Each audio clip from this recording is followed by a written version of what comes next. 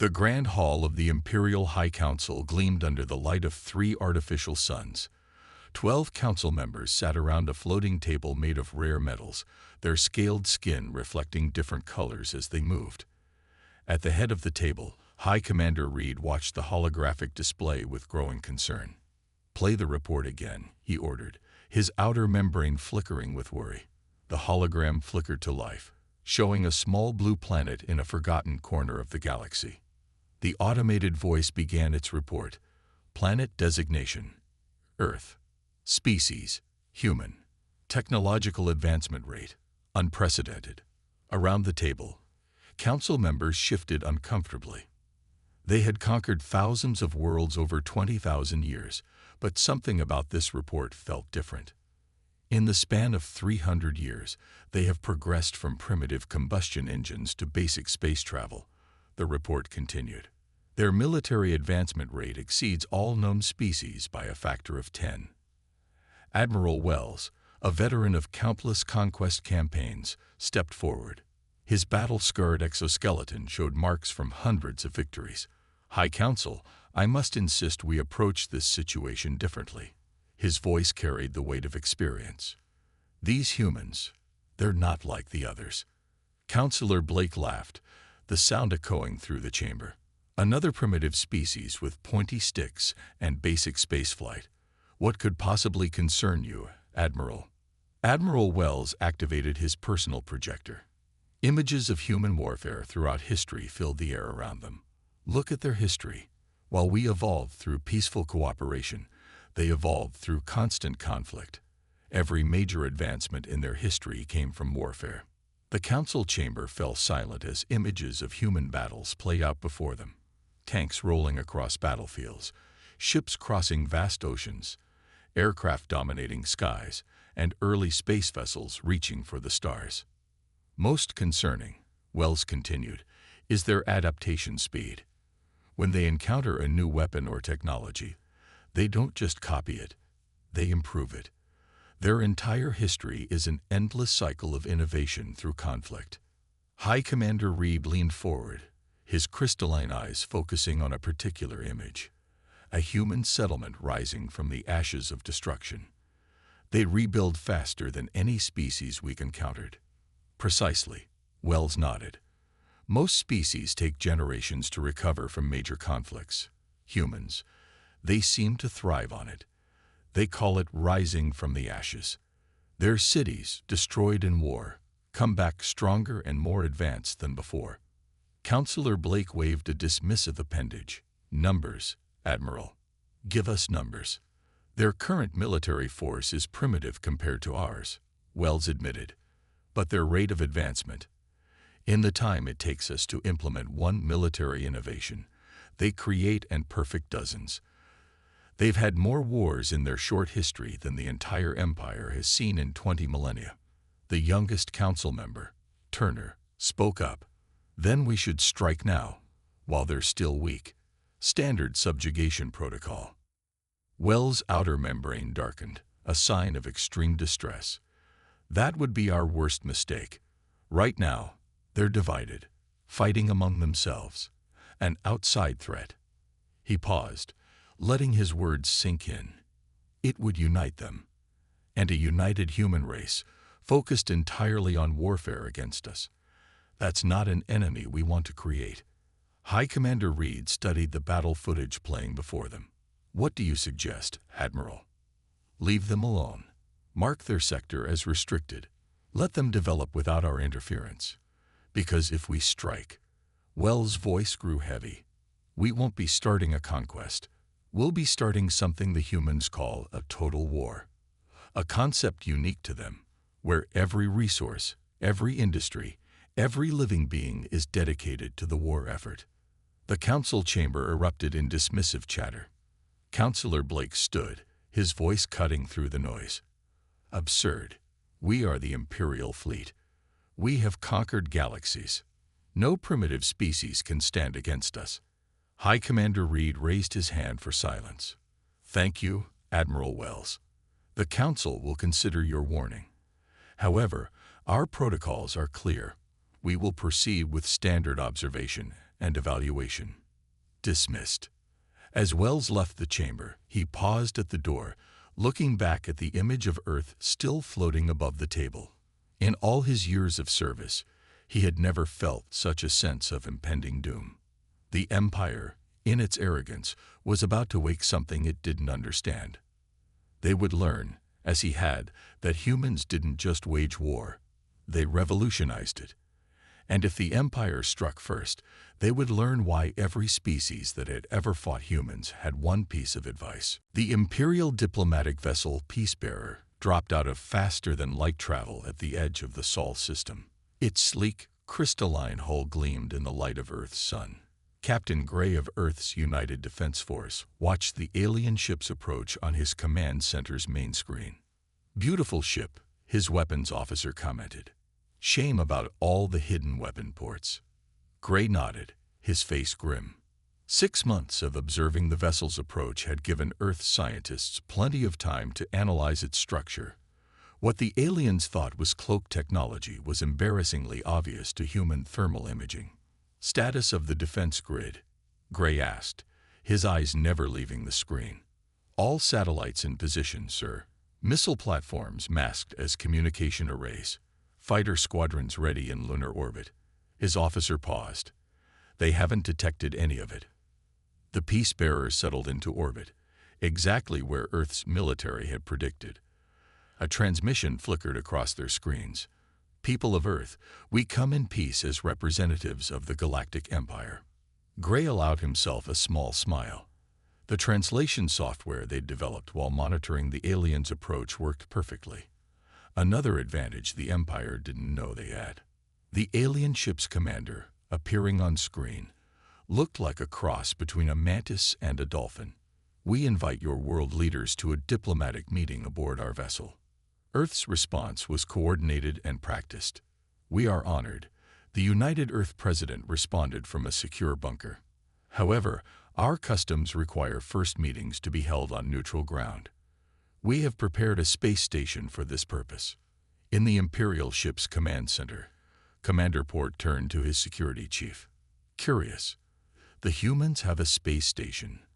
Our intelligence suggested their space capabilities were more primitive." "A recent construction, sir," his aide reported. "Basic technology. No threat to us." Port nodded, his membrane rippling with amusement. These humans would be easy to subjugate. The Empire's plan was simple: get their leaders in one place, demonstrate overwhelming power, and demand surrender. It had worked countless times before. The meeting station floated serenely between Earth and its moon. It looked simple, utilitarian. Exactly what the Empire expected from a young species. As the Imperial delegation's shuttle approached, they ran standard scans. "No weapons detected," the security chief reported. "Basic life support systems only." What they couldn't detect were the quantum scanners built into the station's very structure. Every word, every movement, every piece of Imperial technology was being analyzed and recorded. The human delegation arrived first. 5 representatives from Earth's major regions. They wore simple diplomatic attire, hiding cutting-edge protective gear underneath. Each also carried what appeared to be a simple translator device, actually a complex scanner gathering data on Imperial biology. Commander Port led his delegation with confidence. The meeting chamber was spacious, with a large round table that seemed properly primitive. "Greetings," he began, his translation device converting his clicks and whistles to human speech. "The Galactic Empire welcomes Earth into its embrace." The human delegates listened politely to Port's carefully rehearsed speech about peace, prosperity, and the benefits of joining the Empire. They noted how the Imperial delegates kept positioning themselves to surround the humans. "And now," Port said, reaching the crucial moment, "let us demonstrate the power and glory of the Empire." He gave a subtle signal. Nothing happened. He signaled again, growing confused. Their weapons should have activated, giving the humans a small but impressive display of power. Looking for these, the lead human delegate touched a control panel. A hidden wall slid open, revealing the Empire's cloaked weapons completely disassembled. Port's membrane turned pale. "How? We detected your weapon signatures the moment you entered our system," Gray said, stepping out from a concealed door. "Did you really think we wouldn't scan your shuttle?" The Imperial delegation froze as hidden panels throughout the room opened, revealing Earth's military observers and weapons trained on them. "This meeting is over," the human president announced calmly. "You have 24 hours to leave our system. Any hostile action will be met with immediate response." As the shaken Imperial delegation returned to their shuttle, Port received an urgent message from the peacebearer. Human warships had decloaked all around them, ships their sensors hadn't detected until now. The Empire's perfect record of peaceful subjugation had just ended, and as Port's shuttle docked with his ship, he realized with growing dread that instead of intimidating the humans, they had just revealed their own weaknesses to a species that had already proven far more dangerous than anyone had imagined. The Imperial battle fleet emerged from hyperspace like a swarm of metal locusts. 500 warships, each bigger than Earth's largest cities, filled the space between Mars and Jupiter. At their center, the Imperial command ship Victory's Light, prepared for what they assumed would be a quick conquest. Fleet Commander Stone stood on his bridge, watching Earth's small blue form on his view screen. Status of the human defenses. Minimal resistance expected, sir, his tactical officer reported. They have primitive orbital platforms and a small fleet of chemical-powered ships. Stone nodded, remembering how these humans had humiliated their diplomatic mission. Launch the first wave. Standard conquest pattern. 100 Imperial destroyers moved forward, their weapons charging. Behind them, transport ships carried enough troops to occupy a planet twice Earth's size. On Earth, deep within a mountain command center, General Rivers watched the Imperial fleet's approach. "They're using exactly the formation from their tactical manual," she said, looking at the officers around her. The manual had been downloaded during the diplomatic meeting 3 months ago. "All ships in position?" she asked. "Yes, Mom. Hidden in the asteroid belt and behind Mars moons. Quantum shields holding steady. They still can't detect us." Rivers picked up her command phone. "Operation Trojan Horse is a go. Release the bait." In orbit, Earth's visible defense platforms began firing outdated missiles at the Imperial fleet.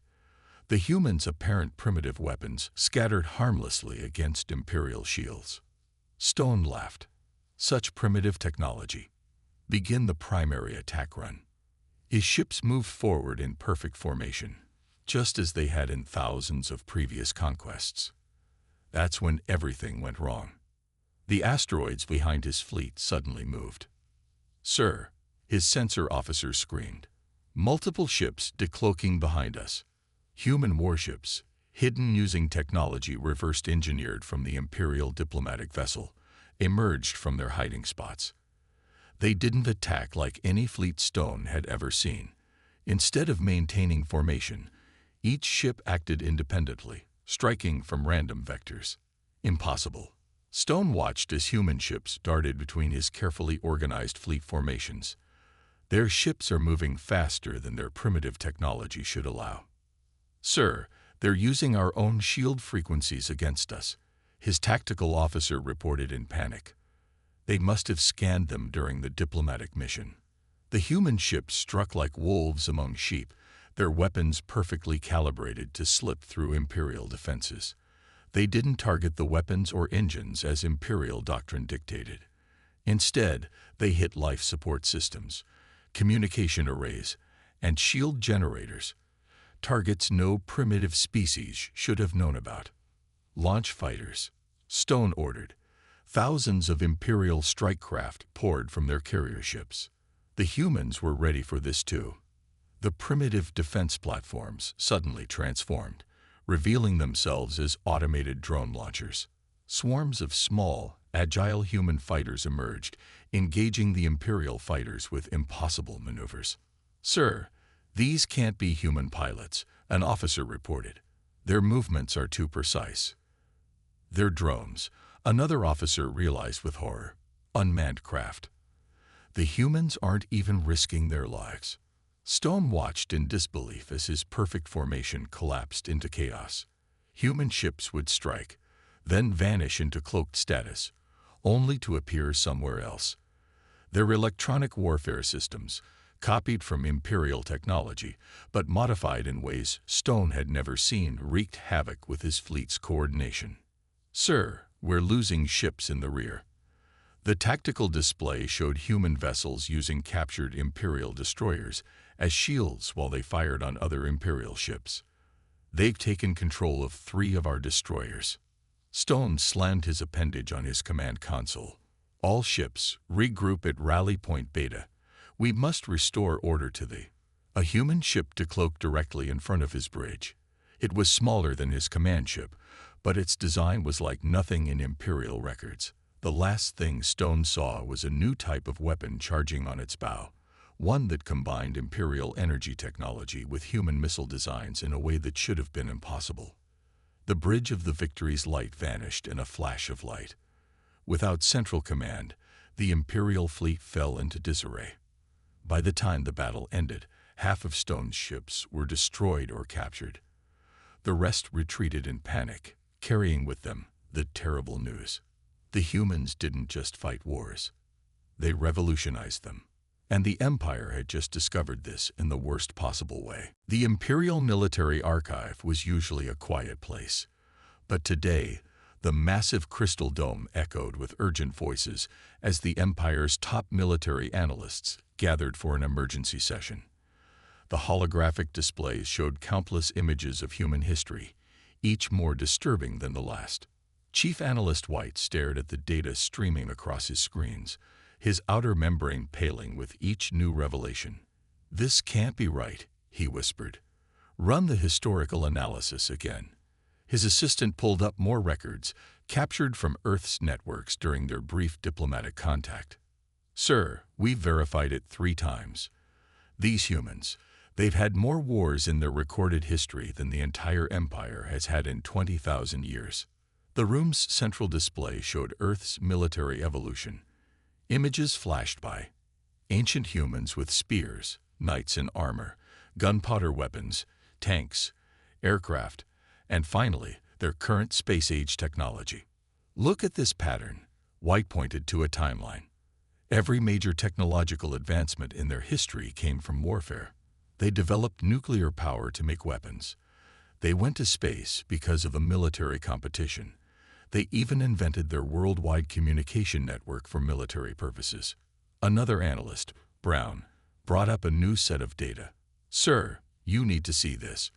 We found something even more disturbing in their archaeological records." The display showed ancient human dig sites. Most species in the galaxy developed tools first, then weapons, Brown explained. Humans did the opposite. Their earliest inventions were weapons.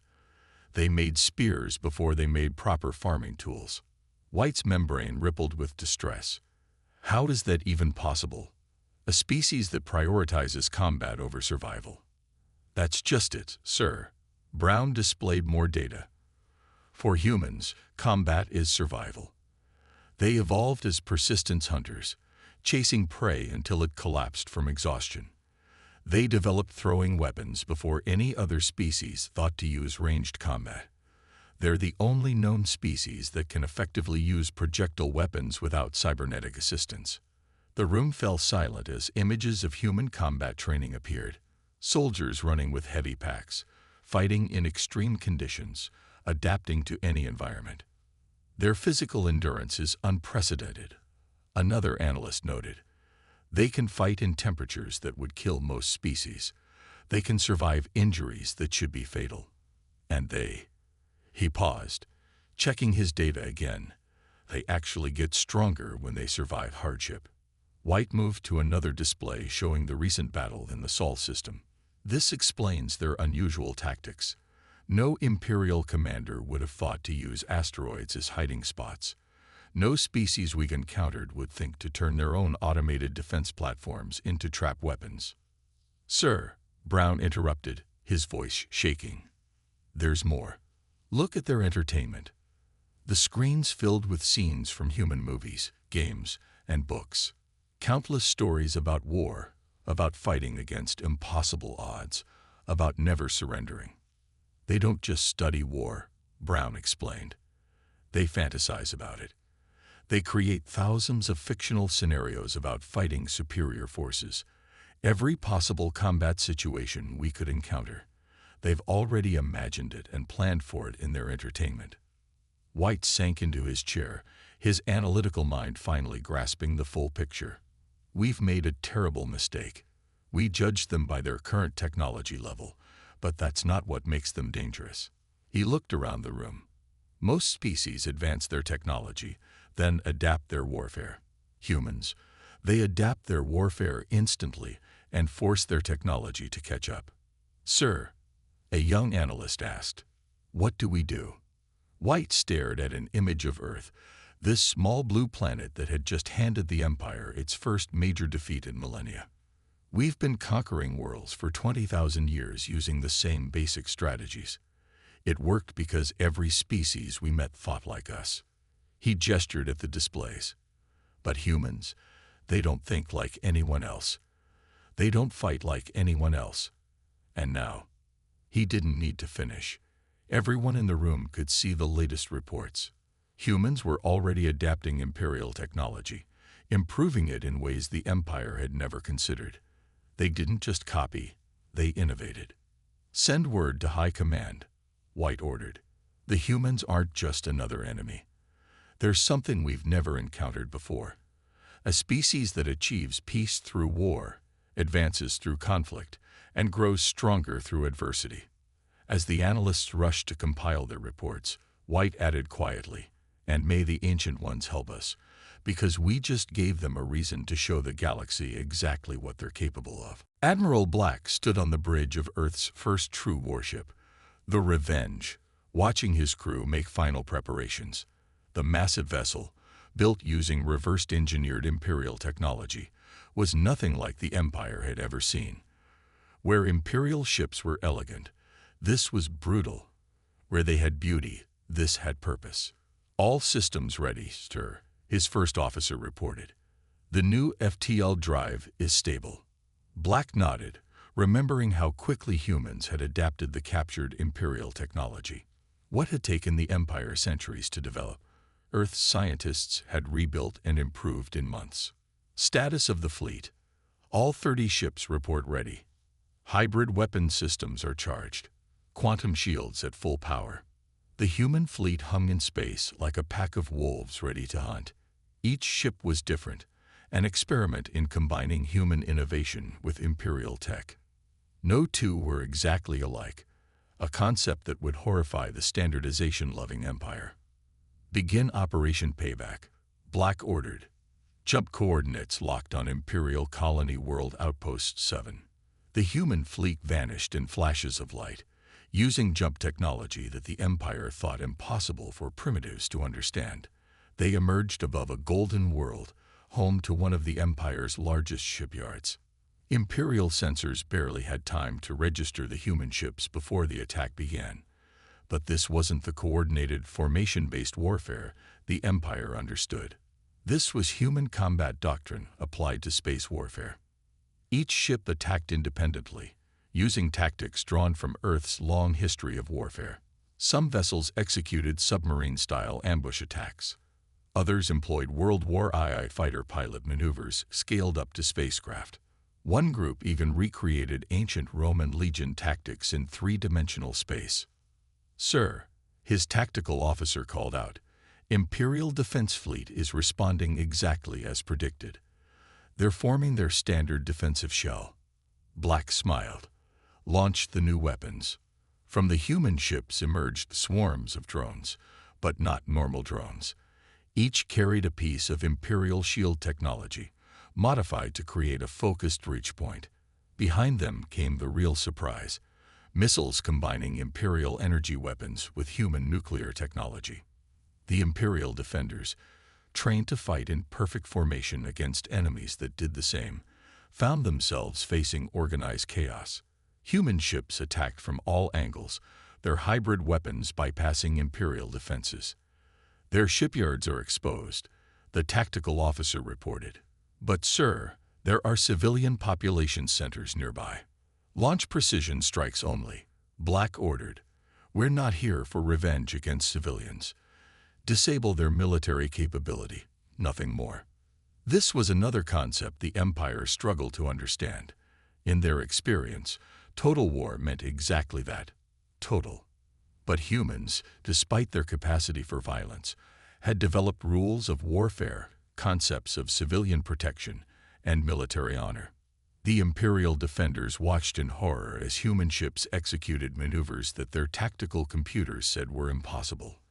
Earth vessels took hits that should have destroyed them, their hulls incorporating new alloys developed by combining Imperial materials with human engineering principles.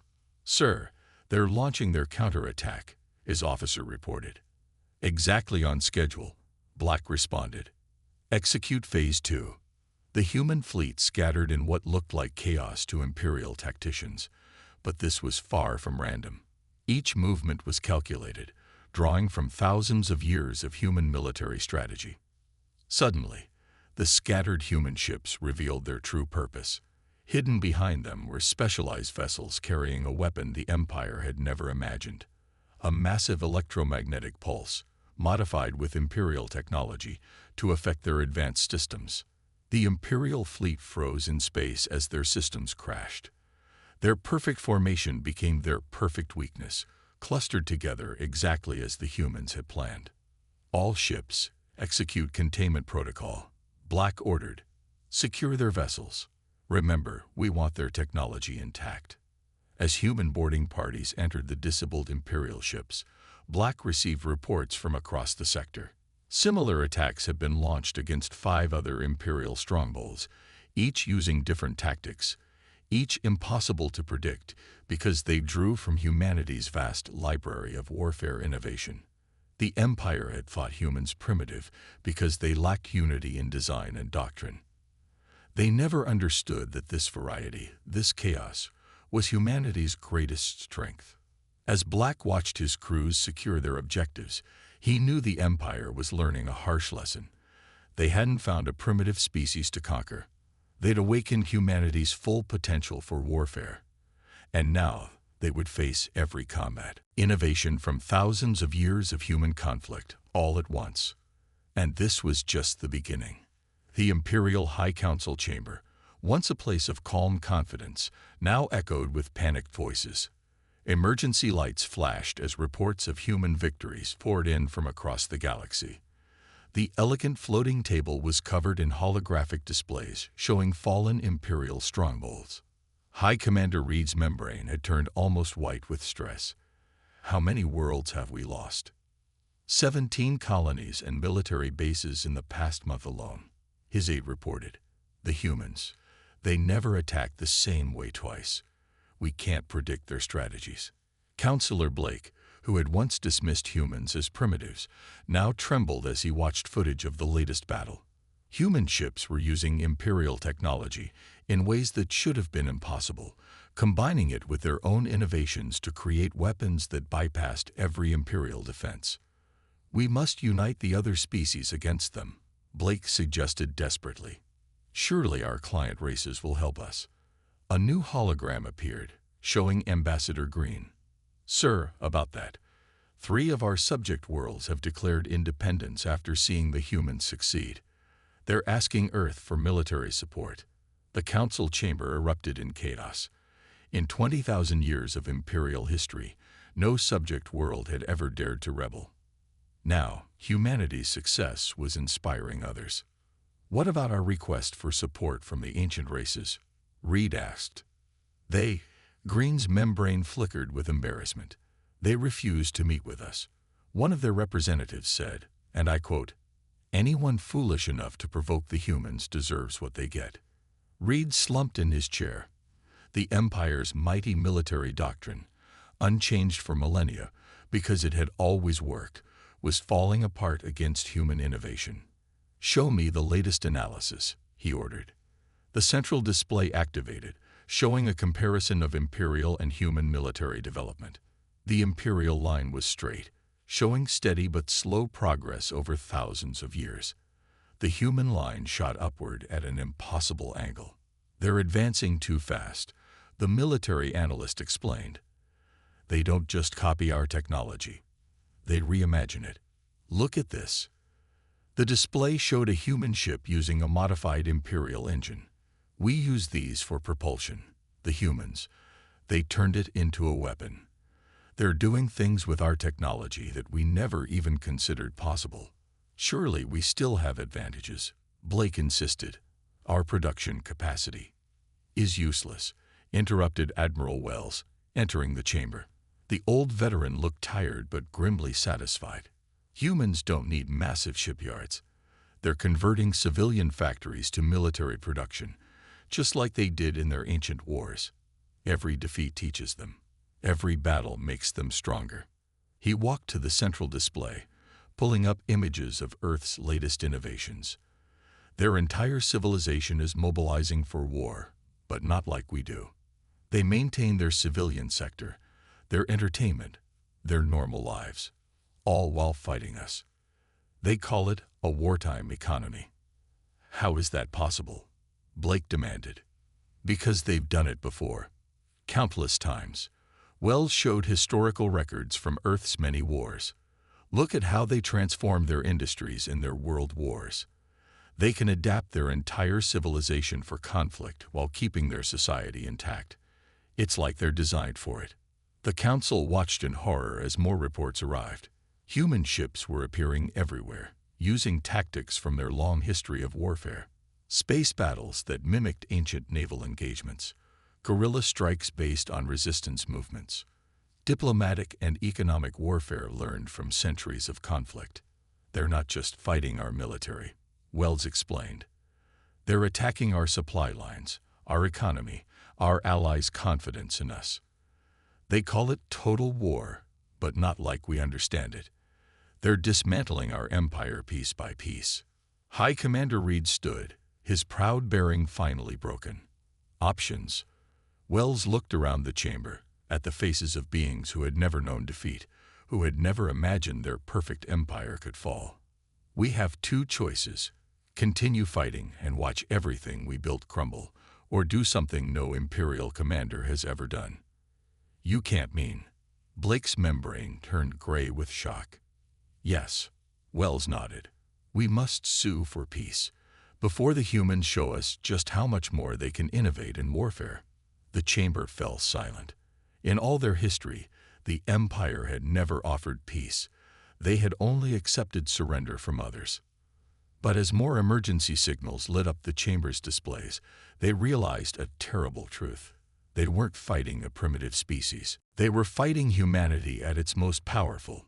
Humanity united against a common enemy. Humanity inspired to reach its full potential. Humanity with access to advanced technology and the will to revolutionize it. And they were losing. The peace conference took place on a neutral space station, halfway between Earth and the Empire's capital. Human and Imperial ships hung in space, watching each other warily. The station's main chamber held representatives from both sides, along with observers from other galactic civilizations who had come to witness the unprecedented event. For the first time, in 20,000 years, the Empire was not dictating terms. They were requesting peace. Admiral Black sat at the human side of the table, facing High Commander Reed. The Imperial leader's membrane had lost its once proud glow, now showing the pale color of defeat. Let the record show, Reed began, his voice carrying across the silent chamber, that the Galactic Empire formally recognizes Earth and its colonies as a sovereign power. The observers murmured in shock. No one had ever heard such words from an Imperial leader. Furthermore, Reed continued, we acknowledge Earth's territorial claims in the following sectors. He listed regions of space that just months ago had been firmly under Imperial control. Black listened calmly, remembering the battles that had led to this moment. Humanity hadn't just fought the Empire. They had revolutionized warfare in ways that had shattered 20 millennia of Imperial doctrine. There's one more thing, Black said after the terms were read. We want Admiral Wells. Reed's membrane flickered in surprise. The traitor? Why? Because he's not a traitor, Black replied. He's the only one who understood what would happen when you attacked us. And we know why. The chamber doors opened, and Admiral Wells entered. His battle-scarred exoskeleton seemed to carry even more marks than before. He walked to the center of the room and faced both delegations. Tell them, Black commanded. Tell them what you never told your own people. Wells looked at his former Imperial colleagues. I warned the Council about humans because I had seen them before. 300 years ago, I was part of a scout mission that encountered Earth. We tried to take a small human settlement. Only I survived. Gasps echoed through the chamber. Reed's membrane turned almost transparent with shock. I deleted the records, Wells continued. I knew what would happen if the Empire attacked humanity before they were ready for space combat. I knew we needed to wait, to let them develop on their own. Because humans don't just fight wars, they learn from them. Every conflict makes them stronger. Black nodded. We found records of your mission in our ancient files. A mysterious attack on a colonial settlement, dismissed as a natural disaster. But we learned. We prepared. For 3 centuries, we got ready for the day aliens would return. Representatives from other galactic civilizations were recording every word. The Empire, undefeated for 20,000 years, had been humbled in less than 1 year by a species they had dismissed as primitive. Let this be a lesson, Wells announced to the chamber. Humanity doesn't want conquest. They don't seek war. But if you force them to fight, he looked around the room, they will remake warfare itself to defeat you. The peace treaty was signed. As the delegations prepared to leave, an observer from one of the ancient races approached Black. A question, if I may, the ancient being asked. Your species, you could have pushed your advantage. You could have demanded more. Why seek peace now? Black smiled. Because we understand something the Empire never did. The goal of war isn't destruction. It's a better peace. He looked out at the stars. We fought them because we had to. We made peace because we chose to. That's the real strength of humanity. As the delegations departed, messages raced across the galaxy. The news spread from world to world, system to system. The Empire sued for peace. Humans defeated them in less than a year. They turned Imperial technology against them. They fight like no species we've ever seen. But the most important message, the one that would echo through the galaxy for centuries to come, was simple. Do not provoke the humans. They do not want war, but they will revolutionize it to win. The Empire learned this too late. Let their mistake be a warning to all. And so peace returned to the galaxy, maintained not by Imperial might, but by the knowledge that somewhere out there, on a small blue world and its colonies, lived a species that had turned warfare into an art form. A species that didn't want to fight, but would rewrite the rules of combat itself if forced to. A species called human.